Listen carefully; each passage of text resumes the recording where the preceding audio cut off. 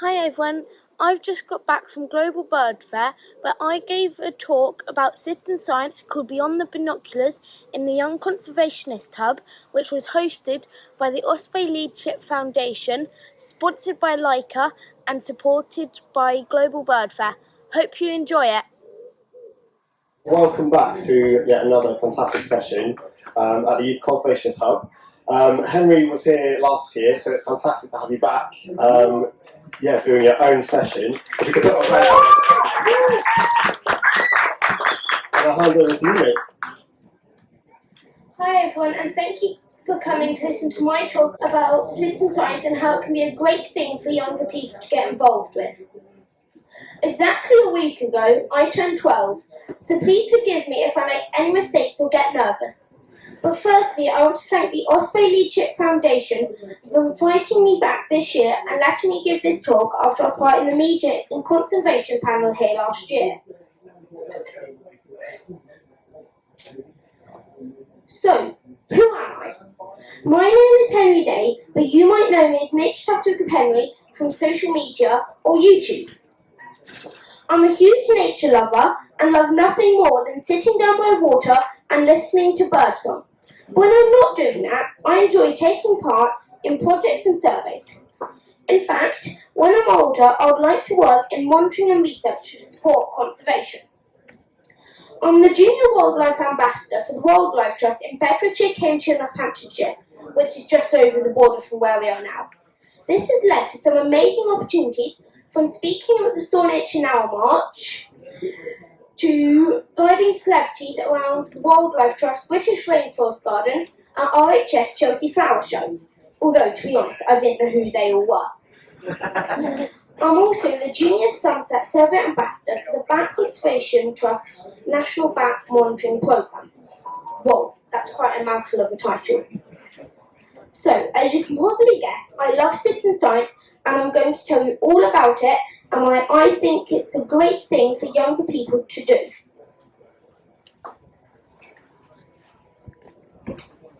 As David Attenborough said, if children are not growing up knowing about nature and appreciating it, they will not understand it, and if they do not understand it, then they won't protect it.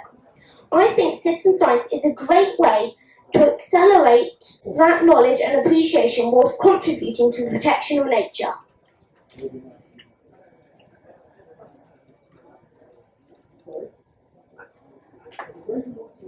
So, what is citizen science? Protecting wildlife, plants, or land, in fact any part of nature, is challenging without sufficient knowledge. To understand a species' needs, it is necessary to gather information on its population, habitat choices, and behaviour. Then, this needs to be monitored over time to help identify trends and potential issues in these factors. The more data collected, the more convincing the argument is and the more effective the conservation efforts. But scientists by themselves might find it difficult to collect the necessary amount of data.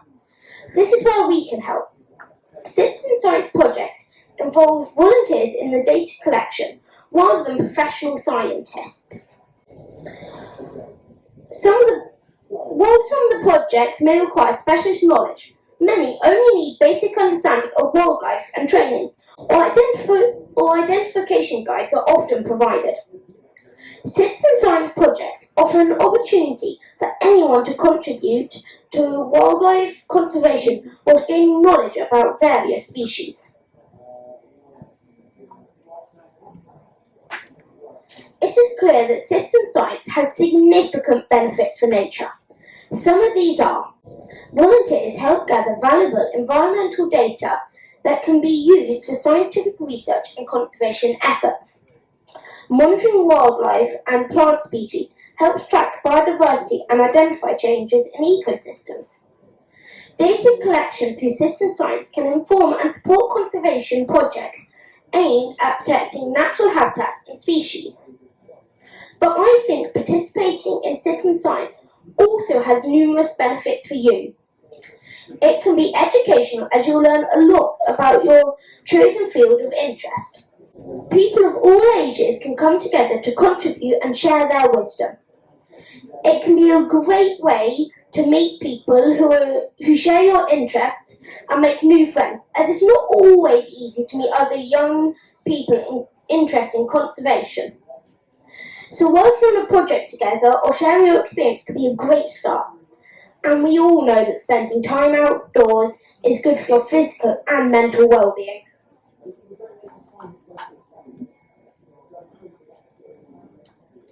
A great place to start is with many of the Nature ID apps that are available.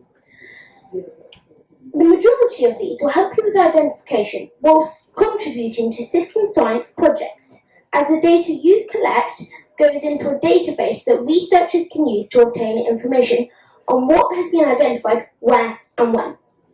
The reason I've chosen this picture to represent Merlin is because the app helped me when I was looking for a Dartford warbler. We were at Upton Heath Nature Reserve near Poole Harbour in Dorset because we knew that warblers had been spotted there. We had Merlin running whilst we walked, and just as we thought we were out of luck, Merlin picked one up. So we knew to get our binoculars out and start scanning the heath with renewed purpose. And we spotted one! Another app that I use is Identify. I like this one because I can use it from everything, from bugs to fungi, and from butterflies to even mammal poo. I found it really helpful when moth trapping at home, or if we spot something in a walk. A quick photo, and it can help with identification. We know the data is uploaded for scientists to use.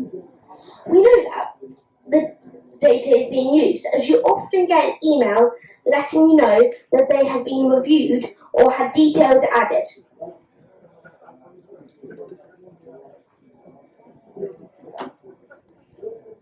Another way to start becoming a citizen scientist is by joining one of the national monitoring events, like the RSPB Big Garden Birdwatch. Every year people take part in this, the world's largest garden wildlife survey, by counting the birds in their garden for designated weekends in January. It's easy for anyone to get involved with this one because it needs little to no equipment or knowledge is needed, as the RSPB provide lots of materials to help you identify birds. You don't even need a garden. You can do it anywhere, from your window to balcony or even a local park. Now in its 46th year, the Birdwatch provides a fascinating snapshot of how garden birds are faring. 12.6 million hours of data collection since 1979 is pretty amazing. To learn a bit more about how citizen science can make a difference, I spoke to Beccy Speight, the CEO of the RSPB, about the Big Garden Birdwatch and how thousands of birdwatchers, families and schools come together to form a picture of our bird life. Here's what Beccy had to say. Hi Beccy, thanks for talking to me about why citizen science is so important.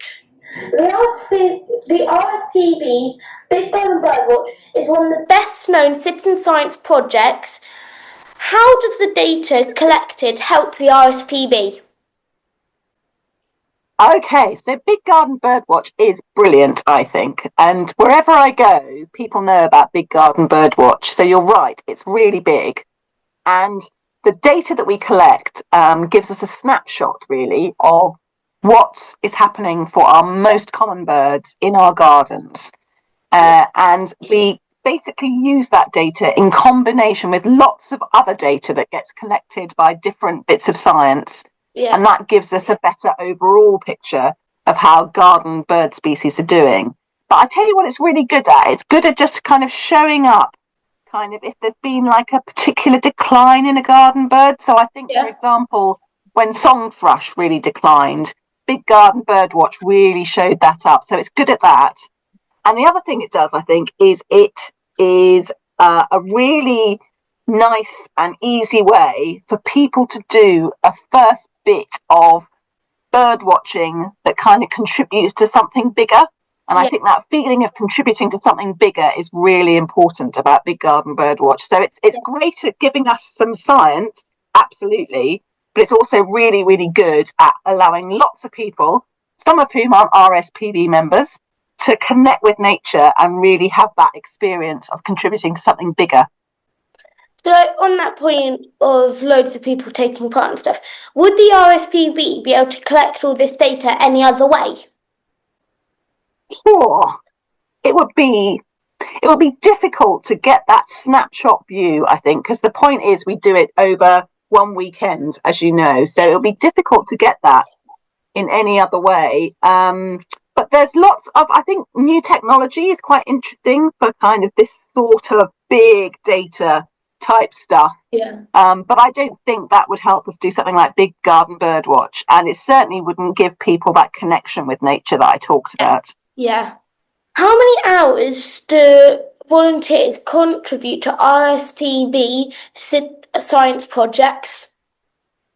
Well, I can't tell you that exactly because our volunteers, we have a total number. So our volunteers overall give us over 1 million hours a year of contribution. You know, we've got 13,000 volunteers, which we're so grateful for, who help us deliver everything that the RSPB does. And they do everything from work on reserves through to science, through to specialist help, for example, around kind of legal advice. They really give us all sorts of help. So separating out science is tricky, but we do have specific volunteer teams like the Species Network, for example, that does more of that kind of work. So it's definitely, I would say, probably, I don't know, at least a third to a half of the kind of work that volunteers do with us. So yeah, cool. Why do you think it's important for young people to get involved with citizen science? I think it's important because, well, it's all useful science, right? It's all good data that tells us what's going on in the natural world, and anyone can help with that, and that's really helpful. But I think for young people in particular, it's often about being that first thing you do where you're maybe interested in birds or you're interested in nature, and you actually realise that your interest and what you see or hear can contribute to something much bigger, which could be a piece of science that underpins perhaps, you know, an approach that's taken to conservation. So it's realizing that you are part of something bigger, and that what you see and interact with in nature will really help make up some great new approaches perhaps towards conservation. So it's that sense of just being at the beginning of something or just being a small part of something that I think is really important. And I think that really hooks young people in. They suddenly realise, you know, that they are part of something bigger, and that's really exciting. So I think that's why citizen science is really important for the young people. Yeah. So that's all my questions. Thank you massively talking to me, Beccy. Thank you. Oh, it's a complete pleasure, Henry. Complete pleasure.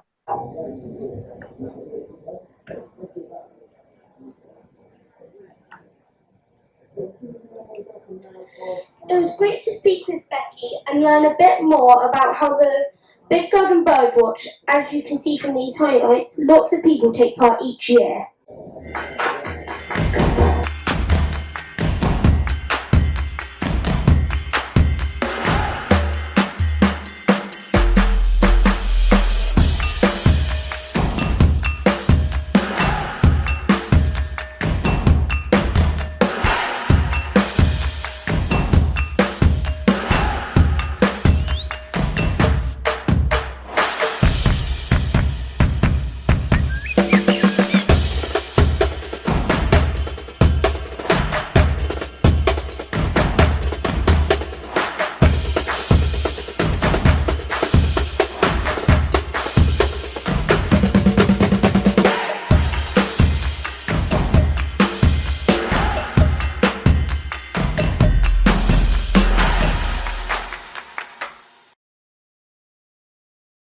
Some of the results here, with some of the bird numbers increasing and some decreasing, is that it's then up to the scientists, the experts at the RSPB, to interpret these changes year on year.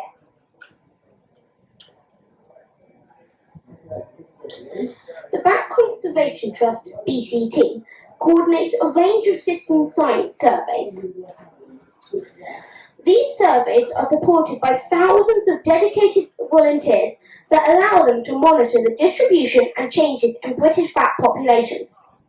This is vitally important information is used by the government and conservation organisations to monitor the health of our environment, inform policy and improve the conservation of bats.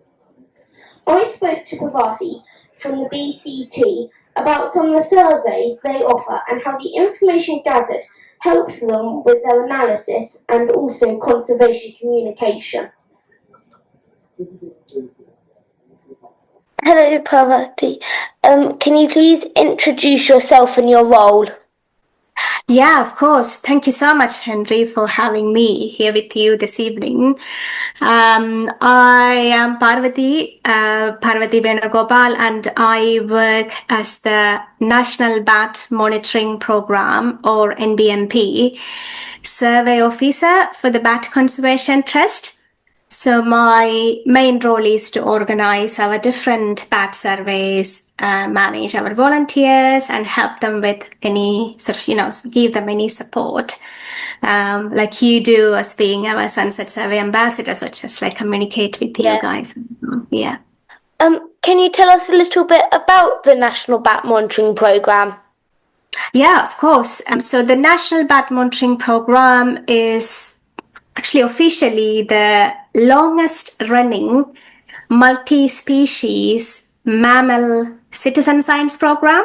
I know this is a really long thing, but it's like we monitor population trends for 11 out of 17 breeding UK bat species through our program. So it's been running since 1996. Oh. 30 years, isn't it? So it's a really long citizen science program, and every year thousands of volunteers take part in different surveys that we offer. So we offer, as I mentioned, like different sorts of surveys which people can choose from based on their skills. So some people, they are just curious to, report bats they've been seen in their local area. They might not know anything about bats or how to ID them or how to use the detectors. So we offer them a very beginner level survey called Sunset Survey, which you have done quite a lot of time now. And we also have some sort of advanced level surveys, like field survey or waterway survey, which might need a little bit of skill using bat detectors or identifying bat species. So those surveys, those main surveys that feed into our population monitoring. So people go out and do these surveys, give us the data back. We do the analysis and publish the report, and we see how all these bat species are faring across the UK. Yeah. Yeah, cool. And we also offer training for volunteers if they wanted to develop skills. So we offer both online and in-person workshops. Cool. So I do sunset surveys, but also waterway surveys. And I was just wondering, how many young people take part each year in different surveys? That's a very good question. I can definitely think of one, which is you. And also Abir, another young Sunset Survey ambassador. So last year, out of our total volunteers, I think around 15% of our total volunteers last year signed up are young people from 16 to 25, which is really cool. Yeah, but I think that's a really good number, isn't it? Yeah, it's good. Yeah. I'm hoping we will get more people after, seeing you guys, social media engagement and spreading the word. Yeah. So, like, talking about the different projects and stuff, how does citizen science actually help the Bat Conservation Trust communicate about bats and the need to protect them? Yeah, so I'm sure you might have heard this already, that historically, the bat population in the UK have seen really dramatic population decline, especially in the early 20th century. This is due to several reasons like habitat loss, agriculture, industrialization, and all sort of developmental things.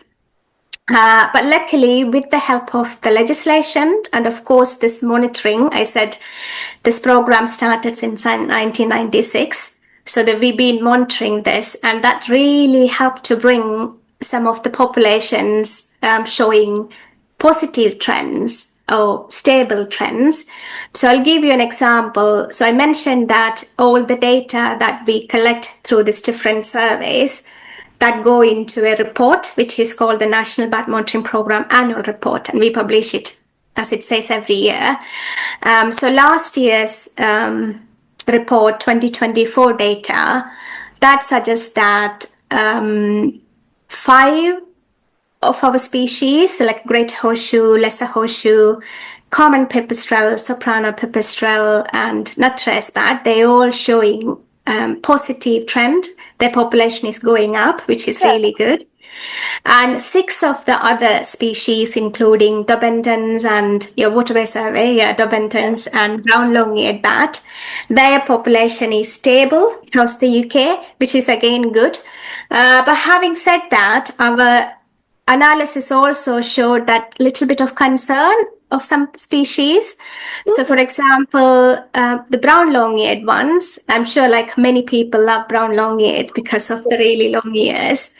So recently we started producing trends for short-term trends, which means we look at the last 5 years data and do analysis over that and check how the species are doing in the last 5 years. So for brown long-eared bats, the population is actually declining, going down for the GB level. Which is quite like sort of concerning. So we need more data to understand what's going on there. I hope that answers your question. Like this monitoring, the help of these amazing people really tells us how the bat population in the UK are faring, actually. Thank you. You know what, like the future is yours, the nature is yours. It's in the hands of you guys. So we need more young people to come in and participate. It was great to hear from Parvathy. It was great to hear from Parvathy, and as she said, whether you're a beginner or an expert, there's a survey for everyone.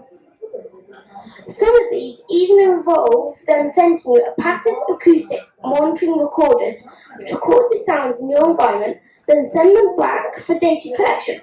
That's pretty cool. And now I know about that, that's something I want to do at home.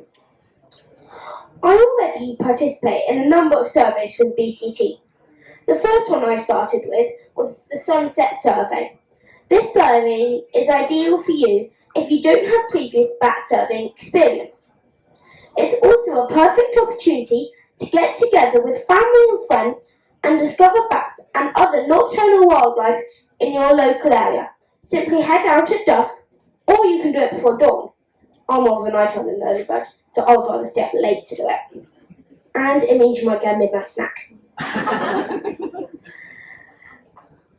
All you need to do is spend an hour in your garden watching from your window or balcony or walking around your local area and recording the bats and other nocturnal wildlife you see or hear.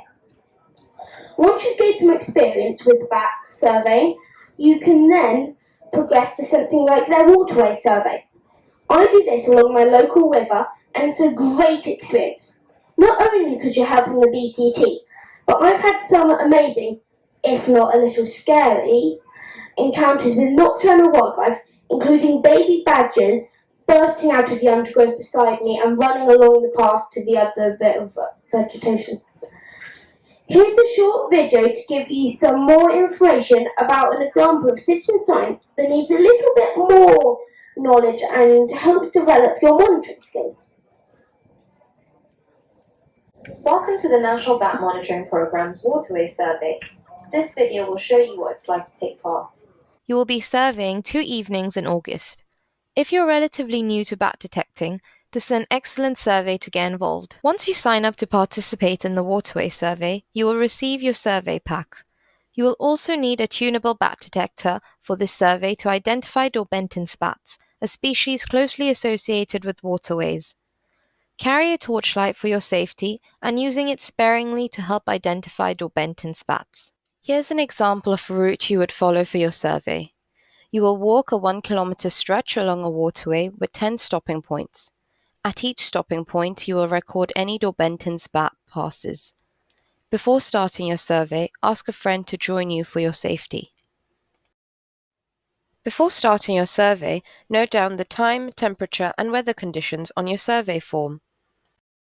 Your survey will begin 40 minutes after sunset at your first stopping point. When you arrive to your first stopping point, tune your detector to 35 kHz. Here's an example of Daubenton's bats' echolocation calls being picked up by the detector. You will hear very rapid dry clicks. There are other species that sound very similar, so we use visual clues to confirm it's a Daubenton's bat. Now that you have tuned to the correct frequency on your detector, it's time to start listening for possible Daubenton's bat passes for 4 minutes at your fixed position. Use your detector and torch to listen and look for Daubenton's bats as they fly past. Briefly use your torch to scan the water when you think you hear a Daubenton's bat approaching on your detector. In this clip, you can hear the bat on the detector as it approaches. Aim your torch at the water surface and quickly turn it on to see the bat. Sometimes early on in the survey, it's possible to see Daubenton's bats by the ambient light, so there's no need to use a torch. Here's a compilation of videos showing Daubenton's bats flying close to the surface of the water. Other kinds of bats may occasionally swoop down to the water level, but Daubenton's bat is the only species that continuously flies low over the water. It's really fun to watch. You'll need to count the number of times a Daubenton's bat flies past in 4 minutes. Here's an example of 2 bat passes. Even if you can tell it's the same bat, it counts as 2 passes. During your survey, only record Daubenton's bat passes when you can hear the bat's echolocation call and also see the bat continuously flying along the water's surface. If it sounds like a Daubenton's bat, but you can't see the bat flying low over the water, then note it down as a Daubenton's bat on shore. If you want to develop your skills even further, you can take it to the next step with regular volunteering. For example, with your local nature charity or organisation like the BTO.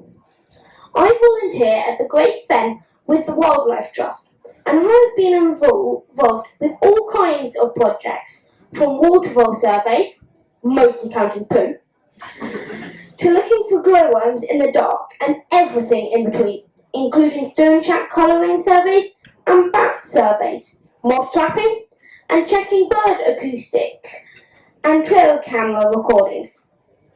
I also help with sunset raptor surveys to record sightings at 10-minute intervals, with many other surveys doing it from different positions across the fen at the same time to get more reliable results. The Wildlife Trust provided me with raptor ID training, and taking part in the surveys has really helped me with my spotting skills. As part of the regular youth ranger sessions I attend, I've also helped with orchid and butterfly counts, carried out work around the reserves to help maintain them, and we always go for a walk at the end to enjoy the environment around us that we have been working or surveying in. This has also been a great opportunity to chat to other like-minded young people and share stories.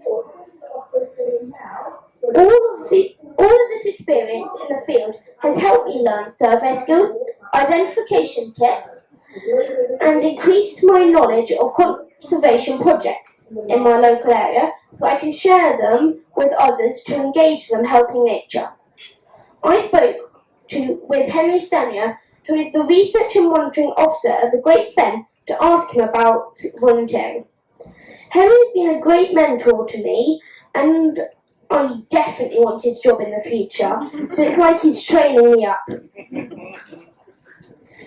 In this video, I'm a bit smarter than I normally would be in the Great Fen, because we've just met the new royal patron, the Duke of Gloucester, and have been showing him newts and diving beetles. Hello, Miss Stanier. Can you tell us a little bit about what the Monitoring and Research Officer does here at the Great Fen? It was an exciting programme that runs all the way through the year, really, gathering useful ecological data to feed back into how we manage the Great Fen. It's really interesting because we're looking at sites that we already have under long-term management, like the 2 national nature reserves, sites where we're restoring them, and other sites where there's farmland that we're yet to do any work on, so we compare all of them. Cool. How important are volunteers to your projects? Well, the volunteers are integral to most of what the Wildlife Trust does. They're very, very important. They're trustees, they help with management, and obviously in my line of work, they make up the bulk of what you might call the monitoring team here at the Great Fen, so very, very valuable. What advice would you give to young people looking to volunteer? It's always worth finding out who's operating in your local area, see what opportunities there are. It's a lot easier now that there's modern communication available. You can look up onto the internet and find what's around, but the key thing is to find like-minded people and just spend time with them. Yeah. So what skills can be learnt from participating in citizen science projects? There's quite a lot, just simple observation skills, practice in gathering information. A lot of it is actually about just being fairly organised and going out and being able to gather information on a regular basis. Just the organisation is often the key. You learn the species over time and what you're looking at, but really just being organised and getting out there and having a methodical approach to things really is one of the most important skills that you pick up and get to apply on a regular basis. So once you've done citizen science projects and then moved to like helping, like you said, with your local area, volunteering, is that the most important skill you would say that you carry across?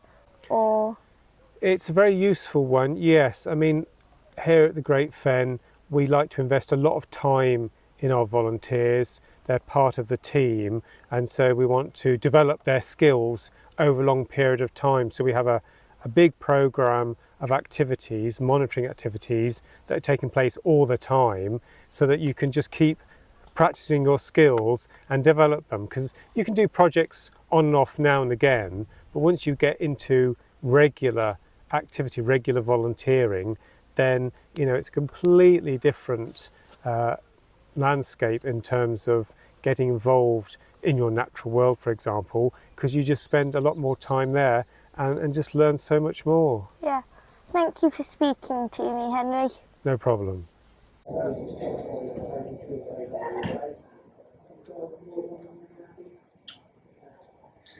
As Henry said, organisation skills are really a useful part of monitoring and research. As someone who isn't naturally organised, it's been a really useful skill to develop. Citizen science plays a massive role in engaging people in conservation issues by involving local communities in data collection, not only by increasing awareness, but it empowers individuals to take action. It's a really great way to get more people passionate about helping to save our wildlife.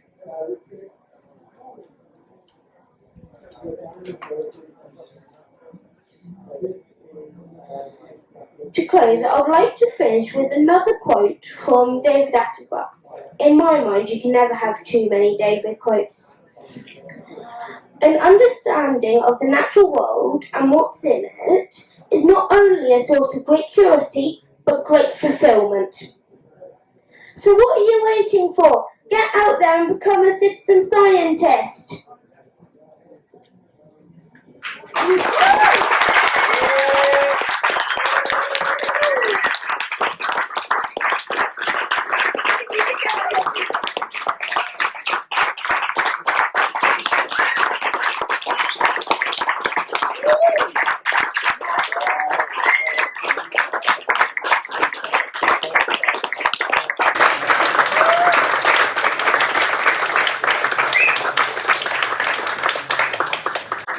coming to listen to my talk.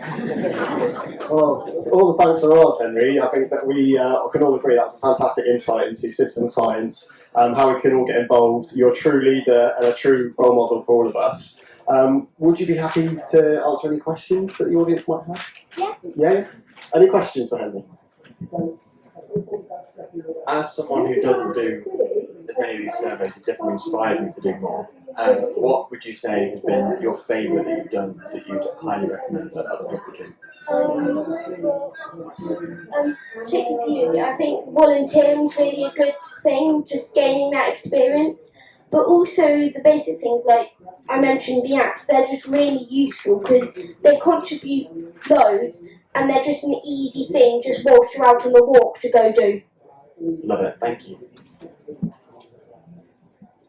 I have a burning question, Henry. What is your favourite species? Do you have one? Well, I have many. I think at the moment for the UK it's like gannets or white-tailed eagles. Nice one.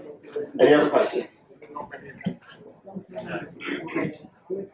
Have you ever seen something on a survey that you wouldn't have seen otherwise? Like I mentioned, when I'm doing the waterway surveys, the baby badgers, literally rivers here, there's a bush. Every time we get to it, it's like our penultimate stop on the survey, so it's really dark, and then this like flash of white just runs across the path, and that's, I don't think I would have seen that any other time.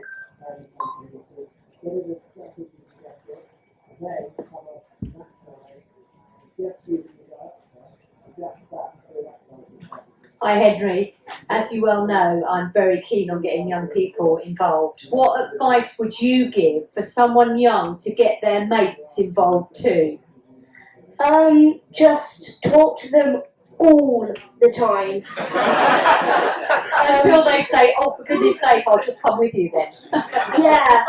I'm looking over at James now, who's one of my schoolmates, and yeah, I talk to James a lot. It's really good to know because certainly when I was your age, without the internet, I felt I was the only young person who was really interested in wildlife, and I didn't have the internet to network like you guys do now. Yeah. And it gives me great hope, as I'm sure it does many naturalists, to see this younger generation really leading the way because, as we all know, they're the future. Thank you, Henry. It was great.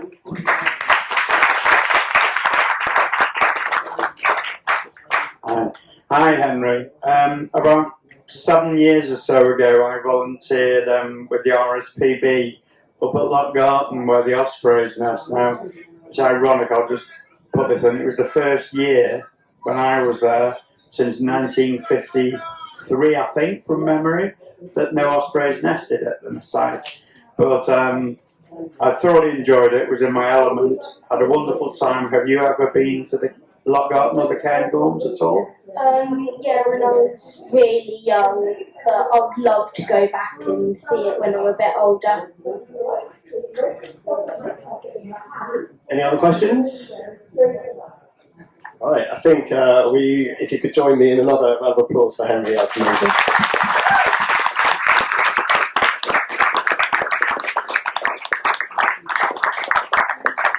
One last thing, up at the front here, I've got a couple of examples of how you can help with citizen science, but also a couple of identification guides, and also like record keeping in the organisation bit, if you'd like to come up and see them. Yeah, that's awesome. Come and have a look, everyone.